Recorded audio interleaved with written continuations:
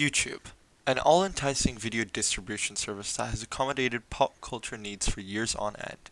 It's a dynamic and socially prominent platform that's slowly grown into a stage for digital amateur journalism. What do I mean by this? Well, I'm addressing the up-and-coming documentary scene on YouTube, with a large dose of content creators switching to documentary-style videos, often investigate items of their own interest. I'll be getting familiar with the conventions and tropes of these videos, and attempt to illustrate how they compare to studio-released professional-grade documentaries. As Nick Coldry puts it in his article about digital journalism, the new media era has presented a convergent, interactive, and time-space compression communication system. So it's necessary for me to understand what makes these YouTube documentaries. What does it have to entail for it to be determined as such? I will instigate this exploration by firstly covering the general elements that make a YouTube documentary. After observing a multitude of different videos, it's easy to pinpoint what exactly differentiates a YouTube documentary from a quote-unquote real documentary.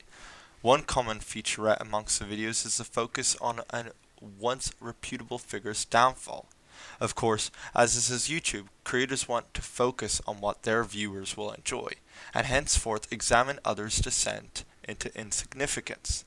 This connects to the Schadenfreude theory, one that indicates how, as a collective society, we enjoy one's struggle and dismay.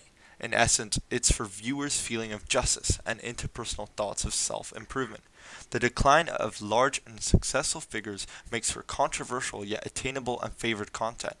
This trend in video making is part of a wider notion that YouTube viewers, who statistically average to 20 years of age, view themselves as narcissists.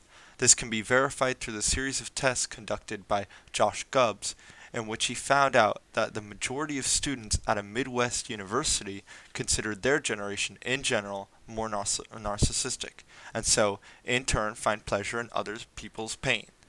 For instance, the account SunnyV2 has made a living off of downfall videos, as seen here. While he considers these documentaries through his titling, it doesn't actually share many qualities as a studio-created documentary.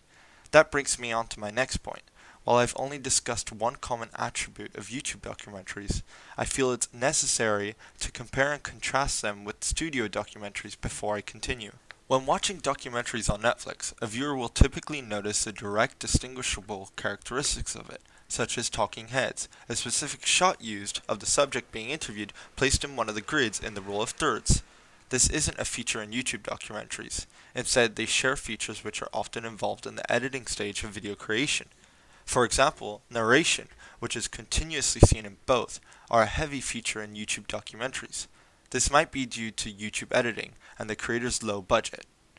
More often than not, YouTubers will work through footage they can access from online forums, distribution sites, and social media, never actually taking their own authentic footage.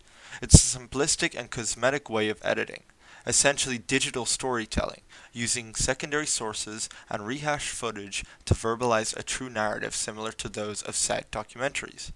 Both formats of documentary making involve real stories, of course, as that is what the focus core of journalism is. The final unique trademark of YouTube documentaries are the use of clickbait titles. The superficial, overgeneralized titling of these videos force viewers to gain a desire to click on the video. Clickbait is a relatively fresh term, coined up with the growth of internet culture. YouTube is notorious for its relentless clickbait, with it becoming a norm throughout the site. These YouTubers also incorporate a very conversational tone, often using simplistic vocabulary in order to gain a larger audience. Routine content that anyone can comprehend. I've actually tried to employ this tone into this video essay, wanting to maintain a sense of coherence and clarity for this topic to become easier for my audience to understand. At the end of the day, the argument I want to make is that YouTube documentaries won't ever match up to its influencer status. Studio-created documentaries offer a more authentic, supervised, and qualified story, with a whole crew behind it, instead of one singular identity.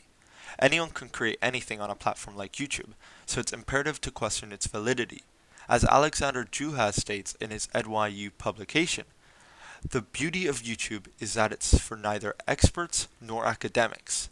This sentiment is inarguable. What YouTube gains in access, it loses in dependability. It's a platform that provides easy distribution for non-specialists to spread their interest and curiosity into subjects they aren't well versed on.